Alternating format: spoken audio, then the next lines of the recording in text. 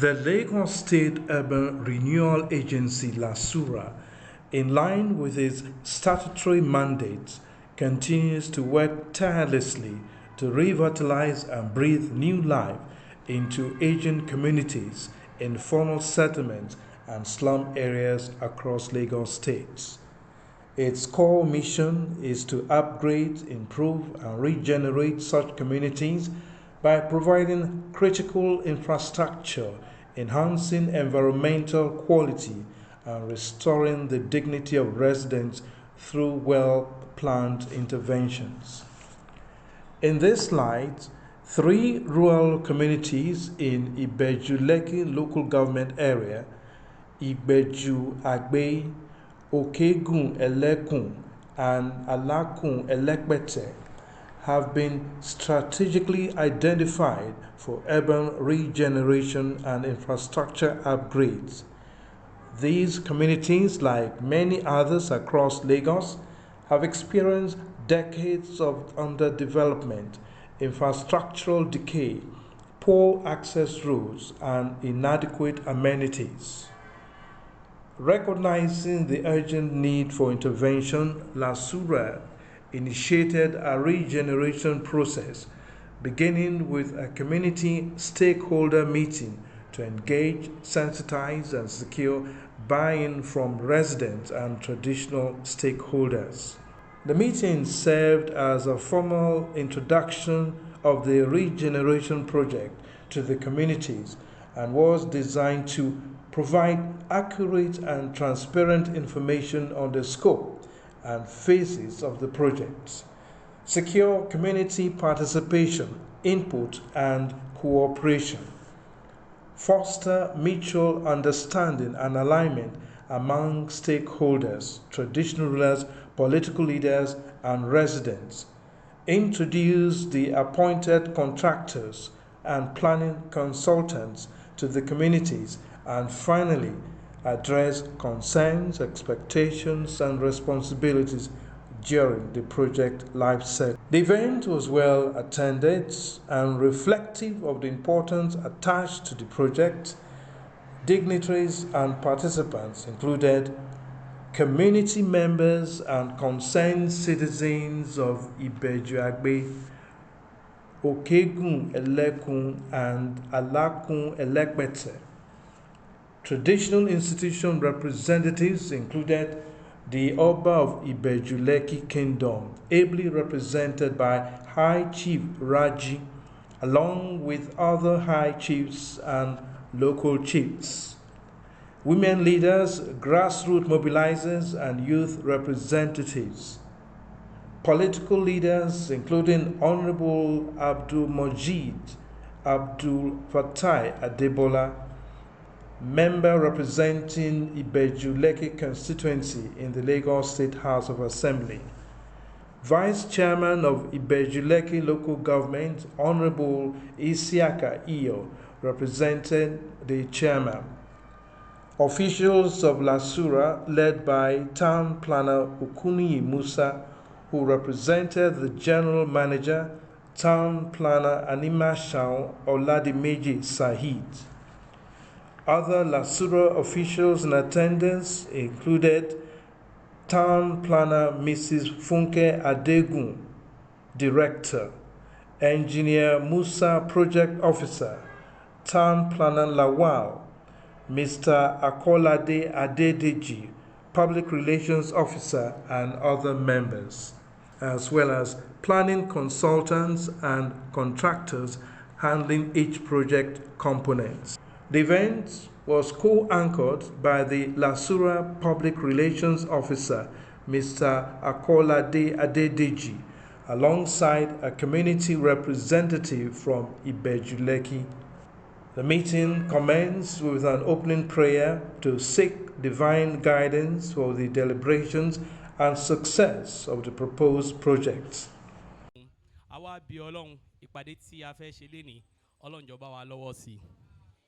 Ọlọ́run máa wà pẹ̀lú wa, gbogbo ohun tí a sọ pátá Ọlọ́run jẹ́ ó já síbi tó dáa fún wa. Ìlú wa tí wọ́n fẹ́ bá wa ṣe náà Ọlọ́run bá jẹ́ ó já sí rọrùn, gbogbo àwọn tí wọ́n ṣiṣẹ́ ń bẹ̀ Ọlọ́run bá wà pẹ̀lú wọn. This was followed by a formal introduction of dignitaries and stakeholders seated at the high table, setting the tone for the dialogue.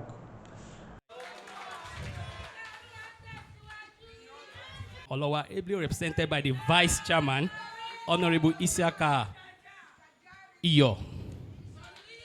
You're welcome, sir.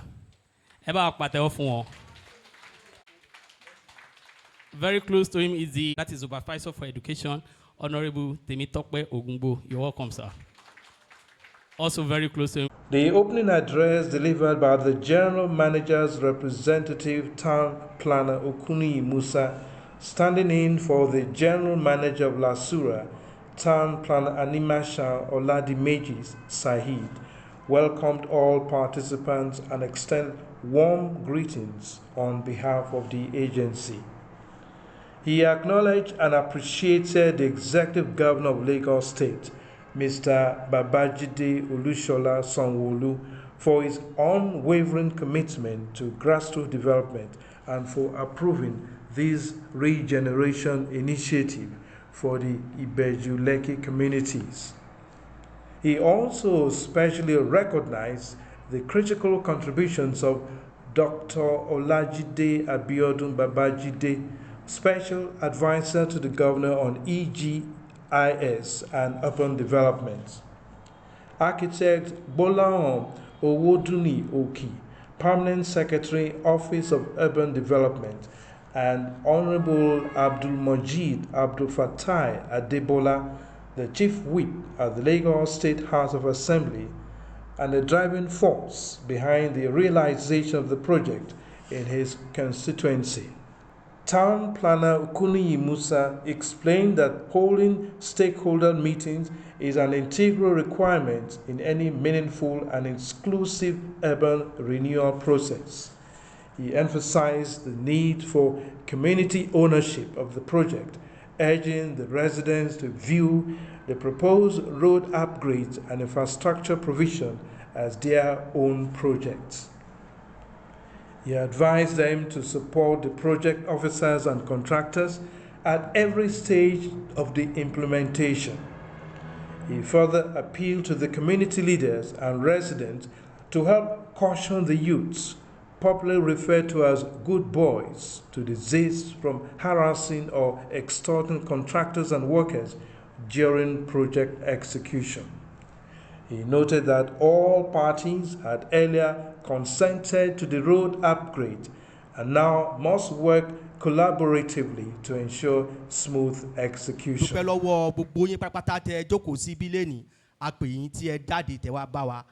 Ọ̀rọ̀ tẹ́mi fẹ́ sọ lénìí tí mo ń gba ẹnu ọ̀gá mi tí wọ́n pè ní general manager tí mo gbà sọ ní pé a fẹ́ fi tó yín létí ètò tí ìjọba ìpínlẹ̀ Èkó tí wọ́n ti ṣe fún àdúgbò yìí nítorí wípé kò sábà máa ń rí bẹ́ẹ̀ tó bá jẹ́ wípé akitiyan tí àwọn honourable wa ń bì tí wọ́n fi lélẹ̀ ẹ bá mi ṣáwọn látẹ̀wọ́. Ẹ bá gbọ́ LASURA, Lagos State Urban Renewal Agency, ṣe rí ìlú, ìletò àti agbègbè ó dàbí ẹ̀mí ni. Nígbà tí a bá bí ọmọ sílẹ̀, ọmọ yẹn yóò máa dàgbà, a máa rá, lẹ́gbà tó bá rá, á bẹ̀rẹ̀ sí ní rìn, á ṣe ohun kan lóríṣiríṣi, á dàgbà. Nígbà tó bá dàgbà, á rẹ̀, nígbà tó bá ti wá rẹ̀ tí ò lè ṣe nǹkan kan mọ́, kí ló máa ṣẹlẹ̀? Ó lè pé ó rẹ̀ òun níbí, ó ṣe gbá ó ṣàwò, wọ́n á ní pé kí wọ́n gbé lọ sí ilé ìwòsàn. So nígbà tó bá gẹ́gẹ́ bí ó ṣe rí yẹn, tó jẹ́ pé ó ní ẹ̀mí yẹn náà, bẹ́ẹ̀ náà ni àwọn ìlú, ìletò ni wọ́n ní ẹ̀mí nínú. Tí agbègbè ẹ bá wò ó sìn, ẹ rí wípé nígbà kan rí sẹ́yìn lọ́hùn, ẹ rí wípé ibí yìí tuntun ló máa jẹ́.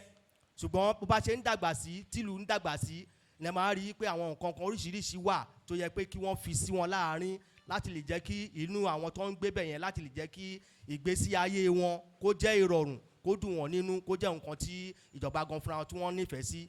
So òun ló máa fà á tẹ́ bá rí ńgbà míì àwọn iléeṣẹ́ yìí ló wà ní ìṣáàjì ẹ̀, ló wà ní àwọn iṣẹ́ tí wọ́n ń ṣe nìyẹn, wípé láti mú ìdàgbàsókè wá bá ìlú tó bá jẹ́ wípé ó kù díẹ̀ káàtó fún pé bóyá wọ́n nídìí ọ̀nà ni o, wọ́n fẹ́ omi ni o, àbí wọ́n fẹ́ iná àti bẹ́ẹ̀ bẹ́ẹ̀ lọ, àwọn ni wọ́n ń pè ní LASURA. àwa fi dá yín lójú àdẹ̀dúpẹ́ lọ́wọ́ yín wípé àwa tá a wá síbí lẹ́nìí àwọn bá yín ṣe àwọn ọ̀nà láti jẹ́ kí ọ̀nà yẹn ń kọ́ kó jẹ́ ti ìgbàlódé tó bá ojú mu. Àwọn ojú náà yẹn àwọn ni Ibeju-Agbe, ìkíní nìyẹn nú ẹ̀, èkejì ní Okegun, Elekun, mo pé ibi tí ń dárúkọ yẹn ẹ máa mọ ibi táwọn ọ̀nà Okegun, Elekun, Elekun, then Alakun, Elepete ó wà nù wọn. Àwọn mẹ́ta yẹn ni wọ́n fẹ́ upgrade wọn, wọ́n fẹ́ gbé wọn sókè.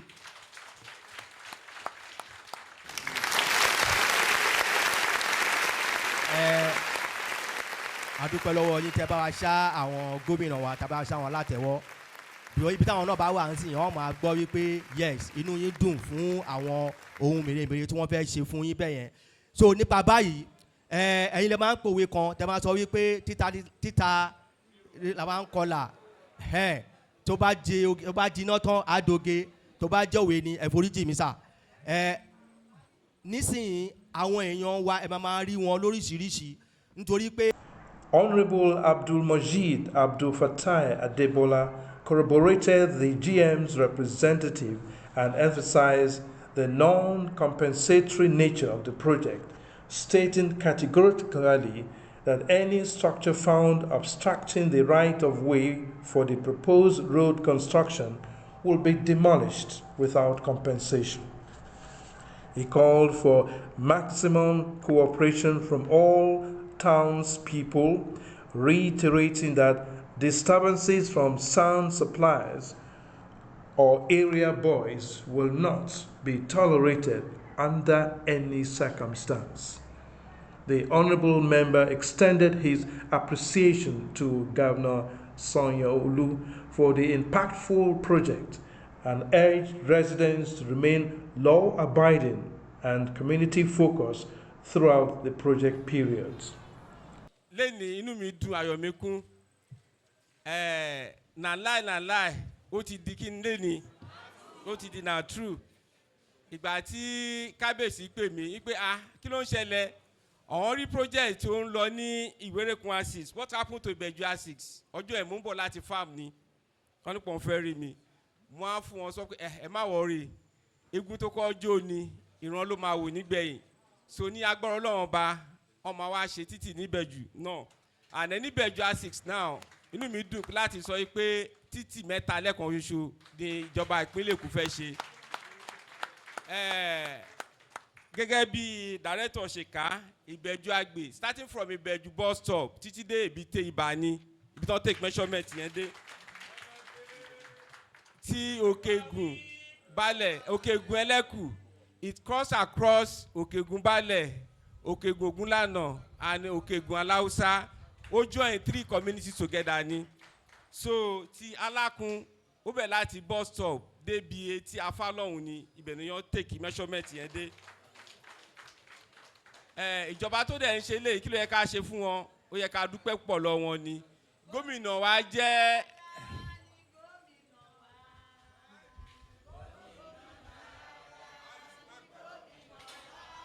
ngan mọ́mí wa director ti bá a sọ ìtọ́jú òtítọ́ ọ̀rọ̀ nú ọ̀rọ̀ yìí bẹ́ẹ̀ tí kan wà tèmi rí pé gẹ́gẹ́ bí òṣìṣẹ́ ìjọba wọ́n try láti beat economical with the truth kò sí bí wọ́n máa ṣe tán ní wọlé o ẹ bá jà lọ síbẹ̀ rárá tọ́ lo because project tí wọ́n fẹ́ ṣe project tí wọ́n ṣe ní Lákúwẹ́lé ní Lákúwẹ́ phase 2 project yẹn wà delay nígbà tí pé èèyàn kan wà nù wa tí ó kọ́lé sójú títì ó take wọn ní time kó tó di pé nìyẹn remove ilé yẹn tabarẹ́ ní tílẹ̀ bá fọ̀ sí ojú títì tó fẹ́ ṣe sójà alignment ó máa wo it's part of the promise a sọ fún wọn pé anywhere tó máa lọ ó dùn mí pé kábíyèsí ò sí ń bí bẹ̀tà aṣojú kábíyèsí wà ń bí ọmọ tọ̀kùlúrú wà ń bí ẹ má dìde tí wọ́n ní tó bá ti máàkì ẹ̀ máa sọ fún nílẹ̀ kó remove ẹ̀ state ò ní compensate anybody tó bá kọ́lé sí ojú títì o. Honorable Isiaka Iyo, representing the executive chairman of Ibeju Lekki local government, expressed gratitude to the state government and LASURA. He acknowledged that such large-scale infrastructure projects are beyond the capacity of local councils and affirmed that the intervention is a significant milestone for the benefiting communities. They assure the agency of the local government full cooperation and also appeal to the residents to rally behind the contractors and officials. Terry is a red land, it's a clay land. One can grade it, about the grade ile, titi deni. But although one be omiti poju. 70% of our landscape, Ibeju Lekki be omini. So, agbára wa local government ò lè gbé ọ̀pọ̀lọpọ̀ àwọn ọ̀pọ̀lọpọ̀ ẹni tó rántí wa yìí. Ọlọ́run àtúbọ̀ máa ṣe gbogbo àtúbọ̀ yín. Ọlọ́run àtúbọ̀ máa bùkún. Òun náà ni gbogbo wọn ti bá a sọ. Kò sí kan tí àwọn directors wa tó ń fẹ́ látọ̀dọ̀ wa bí ni pé cooperation ni. Because tí cooperation bá ti wà, iṣẹ́ yẹn á easy fáwọn náà. Bó ṣe sọ pé 6-month project. Tí cooperation bá wà, it may not be up to. But tó bá di pé disturbance máa wà lọ́tún lọ́sì. Á ju ọdún kan lọ gẹ́gẹ́ bó ṣe sọ o. Ẹ jọ̀ọ́ ẹ̀yin bàbá àwọn kábíyèsí ẹ̀yin baálẹ̀ ẹ bá àwọn èèyàn wa sọ̀rọ̀ ẹ jẹ́ ká gba àwọn pípù yìí tọwọ́ tẹsẹ̀ àǹfààní ló ń gbé wá fún wa o. Àwọn kan wà tí wọn ò tí ì rí àǹfààní yìí o. Ẹni tó bá dẹ̀ rí àǹfààní tó bá fọwọ́ ti dànù àwọn ẹlòmíì àjàgbà mọ́ wọn lọ́wọ́ o. Orú àwa ń sìn yìí tó bá lọ ṣe kí ni mo sọ fún ẹsẹ̀ jì pé tẹ́ bá lọ rojú àjàgbà àgbẹ̀ wá sí mọ̀pọ̀ ni o. In a show of royal support and endorsement, His Royal Highness Kabiyesi Oba Waliu Olasunkami Razak, the Oba of Ibeju Lekki Kingdom, ably represented by High Chief Raji, expressed heartfelt appreciation to Governor Babajide Olusola Sanwo-Olu and all key stakeholders who made the laudable regeneration project a reality. The royal father extended his gratitude to the Lagos State Urban Renewal Agency LASURA and other instrumental figures for considering Ibeju Lekki communities worthy of such a transformational initiative. He affirmed the palace's full support and cooperation with the agency and project contractors, pledging to mobilize community leaders and residents to ensure a peaceful and successful execution of the projects. His Royal Highness also called for unity and discipline among the youths, urging them to project and not hinder the development efforts of the government. The royal endorsement serves as a strong moral backing for the project and is expected to inspire widespread community participation and compliance. Kúrú ọ̀rọ̀ mo fẹ́ gbẹnu Oníbẹ̀jú sọ̀rọ̀ the paramount ruler Ibeju Lekki Kingdom kábíyèsí o. Wọ́n ní kí n kí Honorable Mojidi dáadáa. Wọ́n ní kí n kí gọ́fúnà náà tí ó rántí wa ní Ibeju Lekki. Àdúpẹ́ púpọ̀ lọ́wọ́ wọn. Gbogbo iṣẹ́ takuntakun tí Honorable Mojidi ti ṣe gbogbo àná là ń rí. Ibeju náà ló ń ṣe sí. Ìbá ṣe sí Ìwérékùn, ìbá ṣe sí Etékùn, ìbá ṣe sí Ibeju. Ilẹ̀ Oníbẹ̀jú náà ló ń ṣe gbogbo ẹ̀ sí. Oníbẹ̀jú ní kí n kí dáadáa pé ó bá òun tọ́jú àwọn ìlú wọn àti àwọn agbègbè wọn. But eléyìí tó wá kò wá ní Ìbẹ̀jú gbọ̀ngbọ̀n tí a ń sọ lọ́wọ́ yìí ní orúkọ Oníbẹ̀jú a fi ń bá àwọn èèyàn wa sọ̀rọ̀ àti ọkùnrin àti obìnrin àti ọmọdé àti àgbàlagbà àti àwọn tí wọ́n pè ní àwọn good boys. A jẹ́ kó yé gbogbo wa wípé ìdàgbàsókè tá a bá ń bè láti ọ̀dọ̀ ìjọba ò ní gbé ìdàgbàsókè sórí òfurufú o, orí ilẹ̀ ni wọ́n máa gbé sí. So tí a bá ti ń fẹ́ nǹkan dáadáa gẹ́gẹ́ bí wọ́n sọ ṣáájú lẹ́kọ̀ọ́ pé títa ríro òun là ń kọlà tó bá jiná tán àwa di ẹwà o. So gbogbo àwọn tí títì bá máa pa lára kí wọ́n fi yèdénú àwọn tó jẹ́ boys wa náà tí wọ́n ní good boys ni wọ́n tí àwọn bàbá bá tún ṣe dáadáa lénìí tó bá di lọ́la kò ní wọ́n lára torí òkété tó bá bọ́wọ́ ńlẹ̀ imú ẹ̀ ò ní bó ṣùgbọ́n ilé tí ò bá bọ́wọ́ ńlẹ̀ imú ẹ̀ máa bó o. Engineer Musa Moshood, project officer from LASURA, provided a detailed explanation of the scope and duration of the urban regeneration works. He introduced the appointed contractors of the various community sections as follows: Ibeju-Agbe Tipzion Nigeria Limited, Okegun Elekun PNL Construction Limited, Alakun Elepete Tipzion Nigeria Limited. The regeneration will include road upgrades with solar lights, drainage systems, and basic infrastructure necessary to reposition the communities for modern day living. Engineer Shino, dìde kán àwọn èèyàn mọ̀ yín. So ẹ máa rí wọn, ẹ dẹ̀ máa rí ọ̀pọ̀lọpọ̀ àwọn ọmọ wọn, ẹ dìde sorry, ẹ jẹ́ káwọn èèyàn rí wọn torí Ọlọ́run. Ẹ bọ́ tàbá ẹ̀ kẹ́jẹ́ kán rí. The consultant náà please come out for Mr. Alati ló bá ṣe títí. Then ẹ dúró kan rí yín. Àwọn ìjọba máa kówó yín fún tó máa bá yín ṣọ̀nà yín. Then lastly, Okegun, contractor tó máa ṣe Okegun, ṣe sí PNL, ẹni tó wá represent wọn lé ní lélẹ̀ Susita. Ẹ tó wá represent wọn lé ní lélẹ̀ gbogbo àwọn contractors sí amúwá fún yín àwọn tó kájú òṣùwọ̀n ni ọ̀hún ṣo ní ṣekúṣe bọ̀ máa bẹ àwọn baálẹ̀ wa náà lóòótọ́ àwa là ń mójútó wọn ẹ̀yin náà bá mójútó wọn.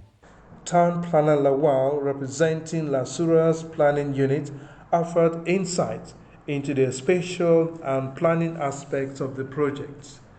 He introduced the planning consultants, Durocas Consultancy Limited, who will periodically visit the communities to engage with residents, document local needs and aspirations, and ensure that the planning output reflects the socio-economic realities of the people. Kejì lórí iṣẹ́ yìí tèmi fẹ́ sọ̀rọ̀ nípa ẹ̀ òun náà ni ọ̀rọ̀ planning.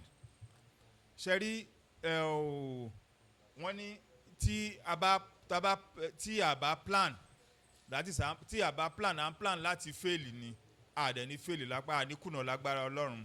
Òun náà ní sọ ìpele kejì òun náà ní ìpele planning. Tẹ́lá àwọn planning consultant wa àwọn náà máa wọ̀ gbòòrò kì í ṣe ọ̀nà nìkan ni a fẹ́ mú wá sí ìlú yìí torí a rí pé kì í ṣe ọ̀nà nìkan ló mú ìlú gbòòrò ló mú ìlú dàgbàsókè ló mú ìlú kó padà sí bó ṣe yẹ kó rí kó wà lively again. Àwọn nǹkan míì wà torí ìlú need irú town hall irú bí ta wà yìí nsìn yìí ó need the upgrade irú bí àwọn bí tó máa designate fún oríṣiríṣi ìlò wọn gbogbo ẹ̀ ló yẹ kí ó yẹ kó wà ní ètò létò so that gbogbo nǹkan wà létò bó ṣe yẹ kó rí. Àwọn consultant wa tẹ́wọ́n máa bá wa ṣiṣẹ́ lórí yẹn àwọn town planning consultant máa bá wa ṣiṣẹ́ lórí yẹn àwọn náà wà pẹ̀lú wa ń bì báyìí àwọn ní Durocas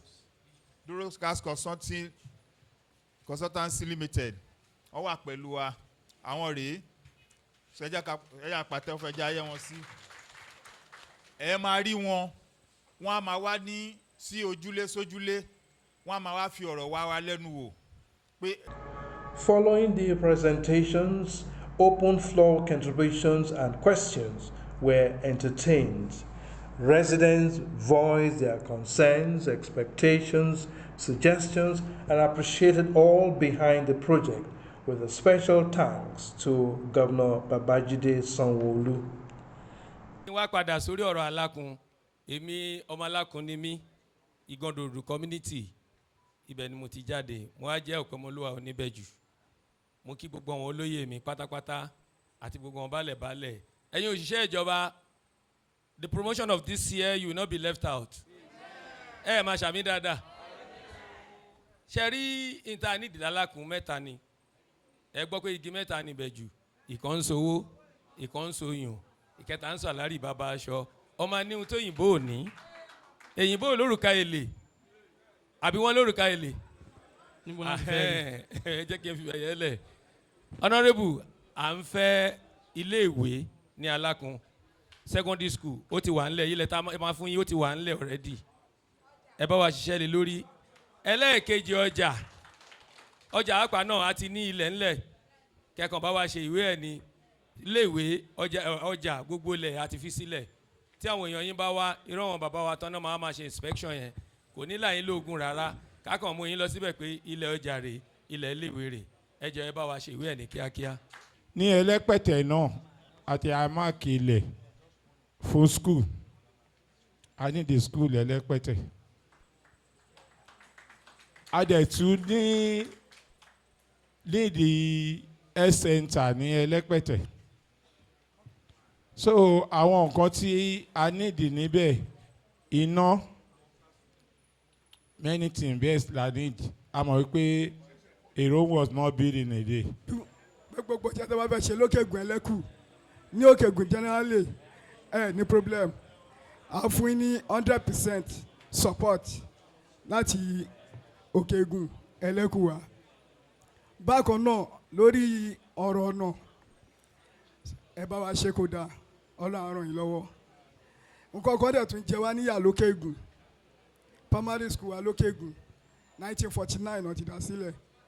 Ní Ibeju Lekki Okegun primary school ló worst jù ní Ibeju Lekki a ní classroom fáwọn ọmọ àwọn teachers wọn ò ní quarters ibi tó lè jókòó sí so school yẹn ti bàjẹ́ ayé Tinubu nígbà governor náà ti bá wa ṣe ń gbà yẹn. Recognition, especially calling us today to be part of this community engagement. We appreciate it. It's a privilege, it's an honor, and we continue to stand on our loyalty to our landlord, the beautiful city of Ibeju Lekki, and every other laws that are here. And we'll continue to contribute our. So, Adefinda Wonloju as a community, that we are going to stand beside the contractor and making sure that kò ní sí any disturbance lágbára Ọlọ́run. So we'll go to Deputy by calling all our people, talk to them, have a town hall with them, and make sure ìgbà tẹ́ bá ti máa bẹ̀rẹ̀ iṣẹ́ báyìí àjọ máa ṣe resumption ni tẹ́ bá tún máa close náà àjọ máa close ni. In terms of security tẹ́ bá ti ó yẹ kí assurance lè wà púpọ̀ nígbà tẹ́ bá ti rí ọ̀gá wa because legacy ni. They have set it already. Clarifications were effectively addressed by Town Planner Mrs. Adegun, a director of LASURA, who provided additional context and reassured the public of the agency's readiness to operate with transparency, fairness, and community participation. Tèmi lẹ́ẹ̀kan sí ni Ìyáàfin Adégún, mo kí wa pé ẹ kú ìjókòó látàárọ̀. Ẹ̀yin bàbá mi, ẹ̀yin ìyá mi, mo kí honourable wa ẹ ṣe àmàrí yín bá, mo kí gbogbo àwọn ìjòyè ní ìjókòó lọ́kùnrin lóbìnrin, women leader, ọ̀rọ̀ yín dùn mọ́ mi gan, mo dúpẹ́ nítorí pé ìfọwọ́sowọ́pọ̀ yín la fẹ́. Ẹ jẹ́ kí n lọ sí ibi tán ní kí n sọ̀rọ̀ sí pé kí làwọn ìbéèrè yín tí n bá máa gbọ́ yín dáadáa dádì wa olóyè wa tán jókòó yìí ìbéèrè yín ó wọ̀ mí lára gan torí pé iṣẹ́ tá à ń ṣe nínú iléeṣẹ́ wa lọ́hùn atúnlùtò nígbà tá a kọ́kọ́ dé Ìbẹ̀jú Lẹ́kì nígbà táwọn bàbá wa kọ́kọ́ tẹ bíbà ìdó ẹ rí i pé gbogbo wa kàn kọ́lé ìgbà míì a máa fúnra wa láàyè ni pé kán fi rọ́nà débi ilé ẹni tó wà lẹ́yìn wa nǹkan tá a wò nìyẹn nígbà tá a kọ́kọ́ wá wo bíbà yìí pé kí làwọn nǹkan tó wà ń bí tó nídìí àtúntò akọ́rí pé ọ̀nà ó nídìí pé ká tún ṣe. Ìjókòó tá a kọ́ jókòó yìí òun làkọ́kọ́ inú mi dùn láti wà ń bí mo dẹ̀ bá gbogbo wa tá wà ń bí mo bá wa yọ̀ a kú oríire. The meeting concluded with expressions of hope, enthusiasm, and solidarity from all participants. Stakeholders reaffirmed their support for the urban regeneration program and committed to working with LASURA and the appointed contractors to ensure timely and successful delivery.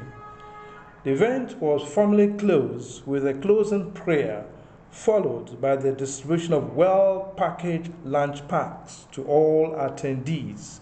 Adá ọpẹ́ fún Ọlọ́run, adá ọpẹ́ fún Ọlọ́run, Ọlọ́run kó gbọ́ ọpẹ́ wa, Ọlọ́run kó gbẹ̀yìn wa, Ọlọ́run wọlá ọpẹ́ tí a dú bá a kẹ́ ànábì wa Muhammad. Aṣàdúrà fún gbogbo ẹ̀yin ọ̀gá wa. A group photograph was taken to commemorate the occasion. This stakeholder engagement underscores the need for the Lagos State commitment to inclusive urban development. By involving residents and traditional rulers, political leaders, and technical officers, the process strengthens community ownership, fosters peace, and sets a clear path for the regeneration of Ibeju-Agbe, Okegun, Elekun, and Alakun Elepete communities.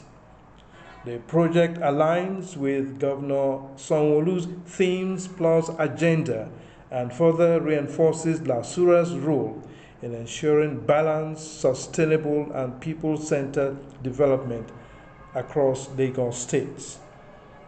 This report was compiled by Cable Plus Property Media for Lagos State Urban Renewal Agency, LASURA.